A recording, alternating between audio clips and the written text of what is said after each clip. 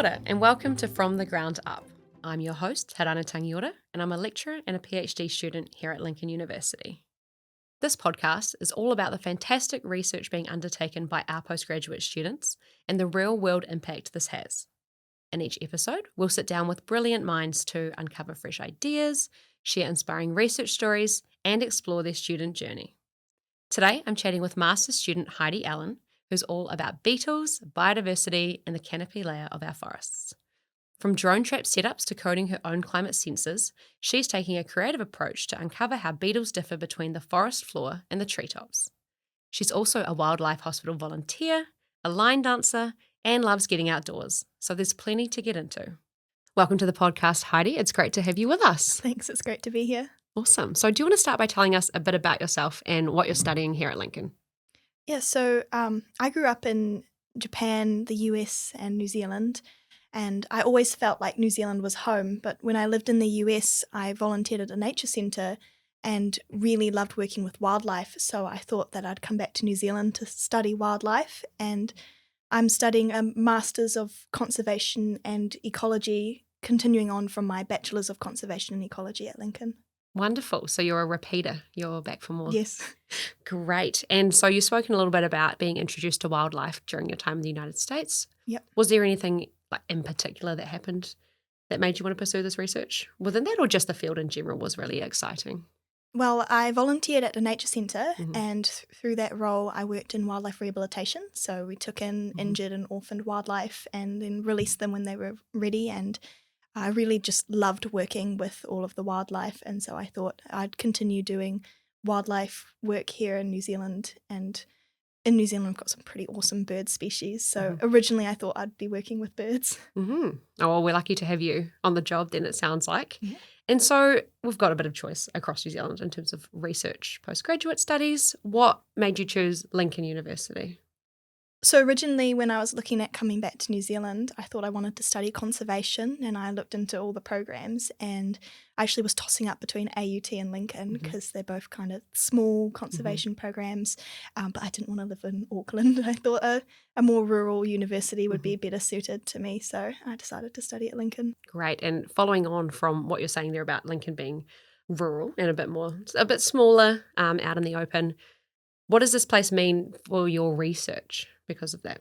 Well, in terms of the university itself, the just having that access to staff that you know really well, because there's such a small number of students to staff, means that I can really get all the support that I need for my research. And then in terms of location, there's a lot of awesome forests because my research involves forests, so I can work with those forests in Lewis Pass and up in Kaikoura kind of areas where I'm conducting my research, and it's nice and accessible. Yeah, I'm thinking an hour to 2 hours maximum away. Yeah, for most of them, or the closer ones. Yeah. Cool. And how has working in this overall environment, I mean, talking about the physical place where university is and then also the location and land, shaped the way you've approached your studies, do you think? Well, I think that being in this kind of environment where we can just go out onto our doorstep and experiment out in the fields and go walking along campus and see the birds and the insects has really allowed us to kind of get a wide experience as we're learning in my bachelor's. And then for my master's, it's kind of given me the opportunity to just go right out on my doorstep and see what's out there. Definitely. And so do you think, Heidi, that these surroundings help keep you grounded in your research, that you maybe wouldn't feel in a city centre? Yeah, it's great because I can just go outside and see the things that I'm working with as opposed to seeing buildings. But yeah, I definitely feel connected to nature. And so being able to study outside in nature, even just working on my assignments, I'll go out and sit in the grass or outside to feel the fresh air and the environment. Lovely. Not today, but on other days. Yeah, that are a bit nicer.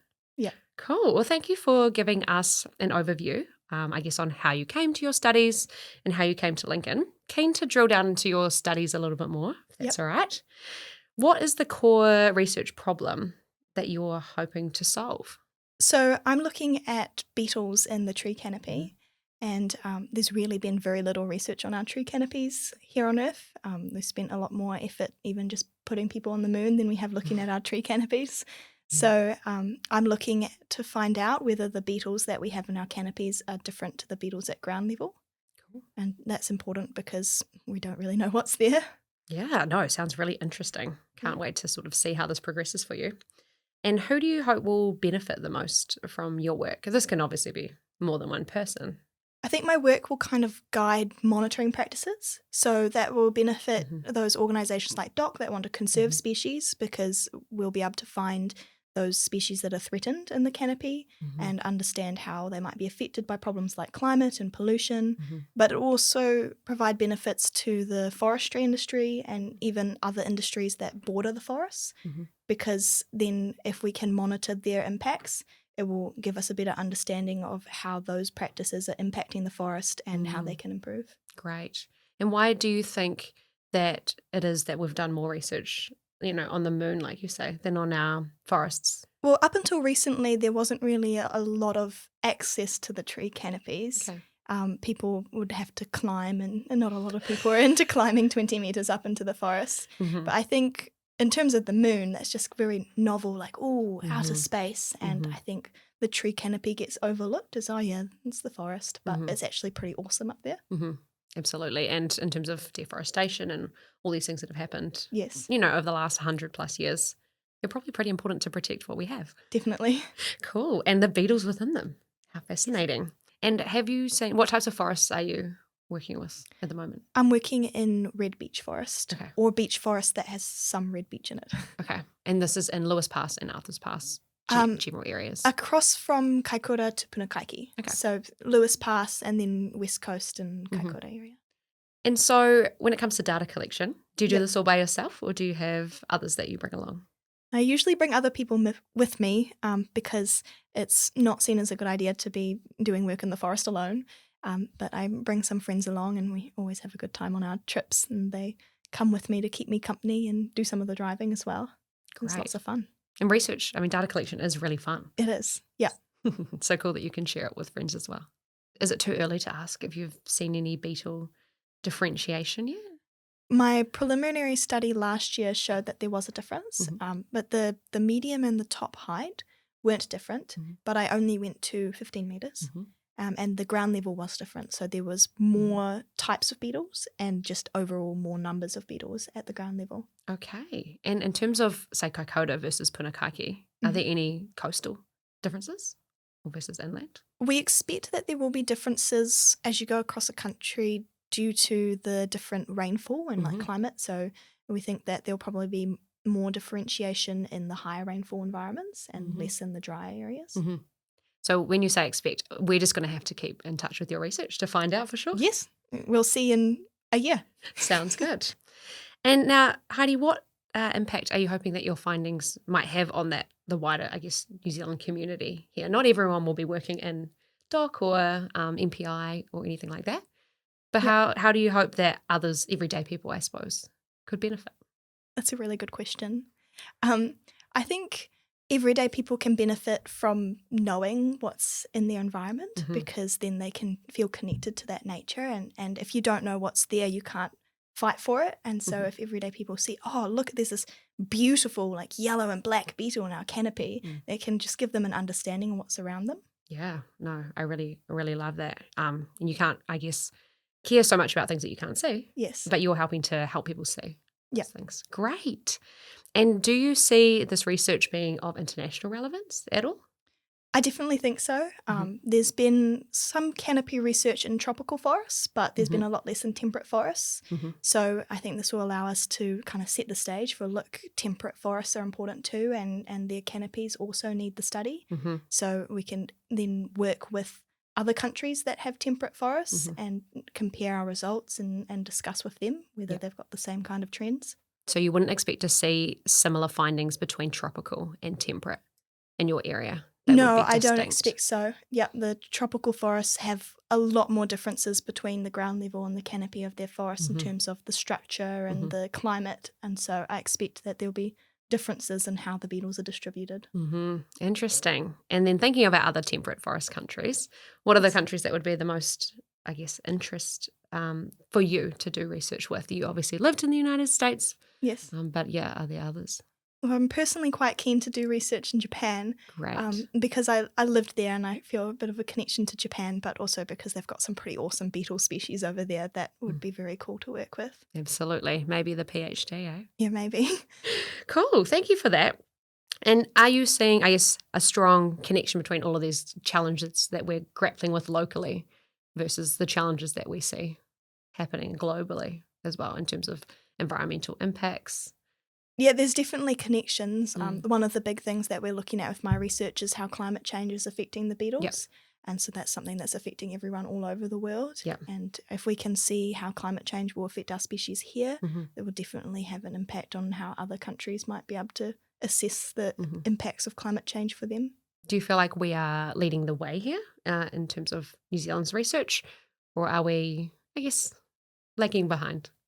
I think in terms of temperate forests, we're definitely leading the way. And some of the methods that we're using are pretty new methods that haven't been used very much. So it's pretty exciting to see if it's something that we can get other people to adopt as well. Are you happy to expand on some of those methods? In terms of collecting the beetles, Mm-hmm. I'm placing flight intercept traps, Okay. which are these traps. They're made of two plastic panes that intersect, and the beetles fly along. They hit one of the panes, they drop into a funnel, and they're caught. And so these traps have been around for quite a long time, but they haven't been used across different heights in the forest. So I'm placing them all the way up at 18 meters, and I'm using a drone to fly the line up there and hoist them up. And then we can compare on one tree the beetles caught at different heights, and it's something that's not really been done before. I bet not. So you don't get to climb up the trees to put the traps up. How does the drone actually work in terms of getting them up there? I fly the drone up over the top branch of the tree, and then that carries a fishing line over. And my fishing line is attached to the roofing twine that holds my traps. So I hoist the line of traps up, and they slowly lift all the way up to the top, and then they're connected at the bottom and at the top. Good old Kiwi ingenuity. And how many traps would you have on an 18-metre tree, out of interest? 3. I'll have one at 2 meters, one at 9 meters, and one at 18 meters. Cool. Oh, that sounds really exciting. Are there any other methods that you're using or that you've been observing that you think are quite unique? Yeah, so I'm also using climate sensors, and so I'm designing my own sensors that will measure temperature, humidity, light levels, and wind speed. Wow. And I'll be placing them alongside my traps, and they're pretty cool because they can last a month on batteries without needing to be changed and collect all that data every minute. Amazing. So I'm hoping that if these sensors work really well, then we can continue to use them for other climate forest projects. Absolutely. And you're saying that you have made these?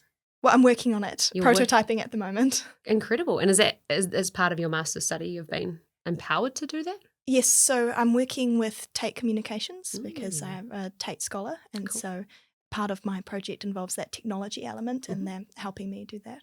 And how important is it that we can, I guess, disseminate your research as far as possible? Yes, so I guess an important part of that would be publishing so that other academics can see the work, but also it'd be great to spread the news at conferences and networking with other people in that way. Awesome, absolutely. And have you written any publications? Is that your plan to do so? It is my plan to do so after conducting the research. I did a preliminary study last year, and so I've written up the publication for that. It just needs to be submitted, peer-reviewed, which is quite a long process. Yes, and good on you because you're also juggling doing your master's thesis as well. Yes. And conferences. Have you been to any conferences? Yes, so last year I went to the New Zealand Entomology Society conference, which was here in Christchurch, quite convenient. Handy. And I presented a speed talk at that conference, so 3 minutes, just very quickly explaining my research. Cool. Which was pretty awesome to connect with all those other entomologists. Definitely. And have you had other opportunities to present your research as well, even if it's outside of a formal conference? Well, I've presented it here at Lincoln quite a few times, but not outside of Lincoln other than that conference. But I've applied to present in a conference in Sweden this year, so we'll see if that works out. Great. And how do you find presenting your research? Is it something you are comfortable with? Are you getting better at it? I am actually pretty comfortable presenting because it's with my own research. I don't know it better than anyone else. Absolutely. So if I make mistakes, then they don't know because it's my research. Absolutely. That's like presentation tips 101. Yep. Yeah, how to dispel public speaking fears. Awesome. Have you had any international collaboration in your research so far? Not so far. I'm working with other people within New Zealand, but I haven't worked with other people overseas yet. Next step. Yep. PhD maybe. Sounds good.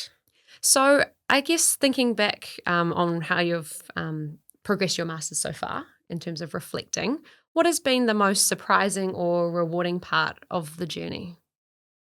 I think the most rewarding part of the journey is just the people that I've got to work with, and especially when we get to go on like field trips and do field work together. It's great to get to know all of the other students, and some of them are doing some pretty awesome research of their own. So getting to interact with them and see what they're doing is amazing.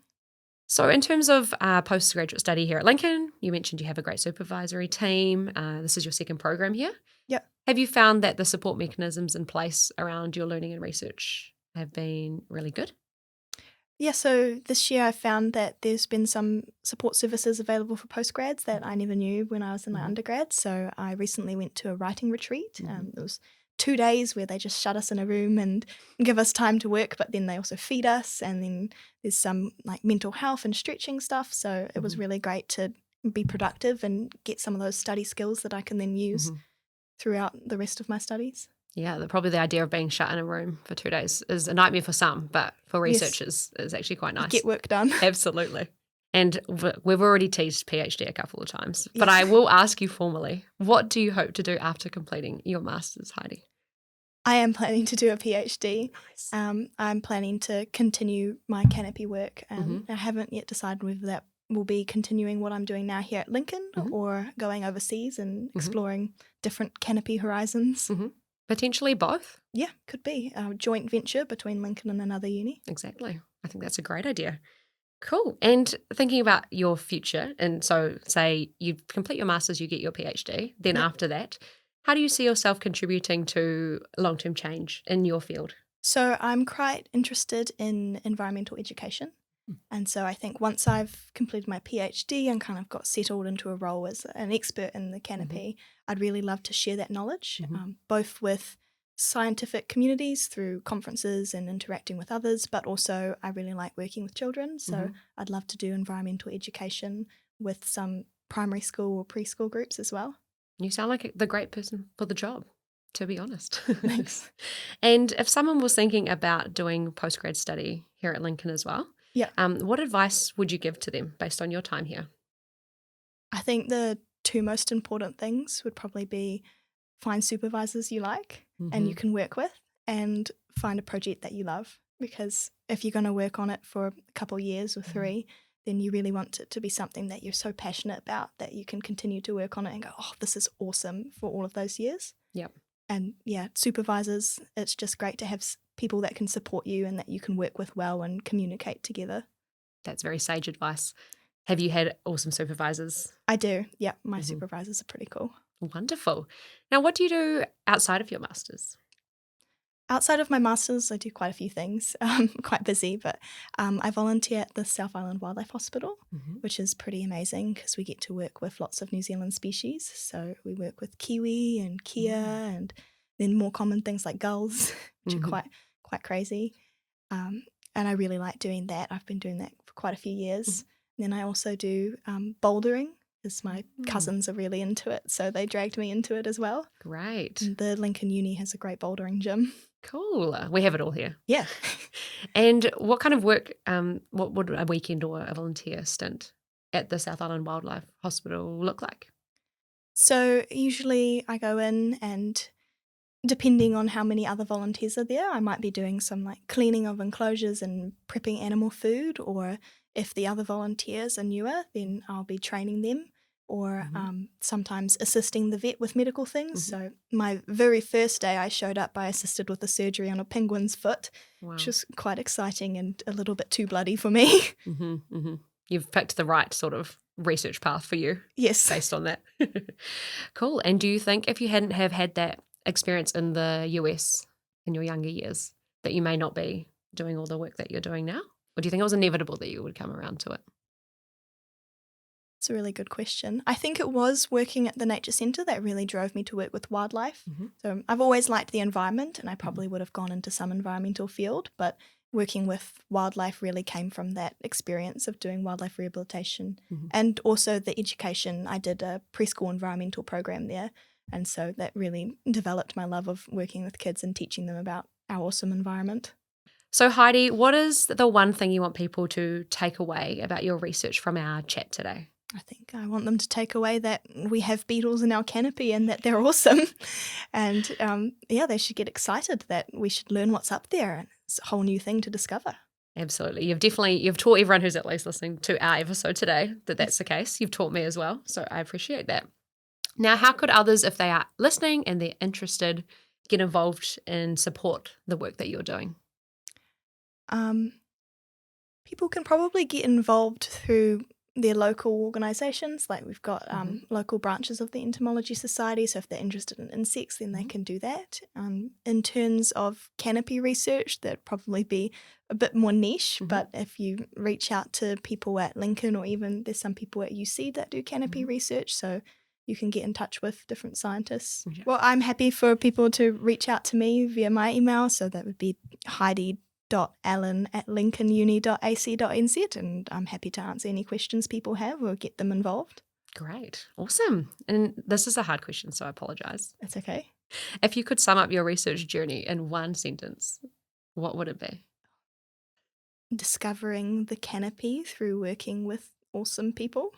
I love that. Yeah, that's cool. That's great.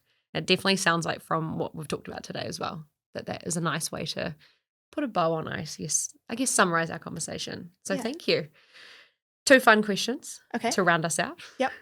What is your favourite food or fibre product? My favourite food or fibre product would probably have to be curry. Okay.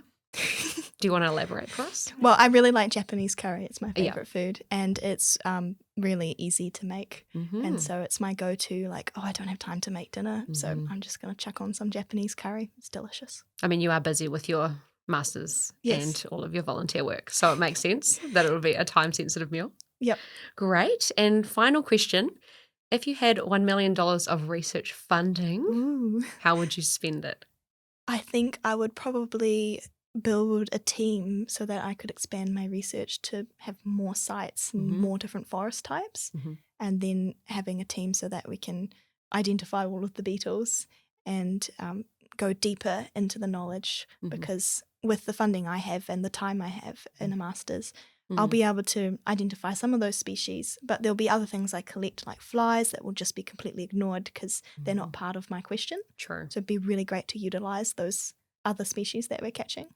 A big thank you to Heidi Allan for joining me today and sharing her research journey. Such an insightful kōrero. This has been From the Ground Up. Thanks so much for listening.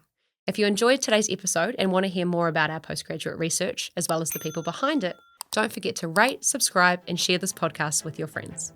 See you next time.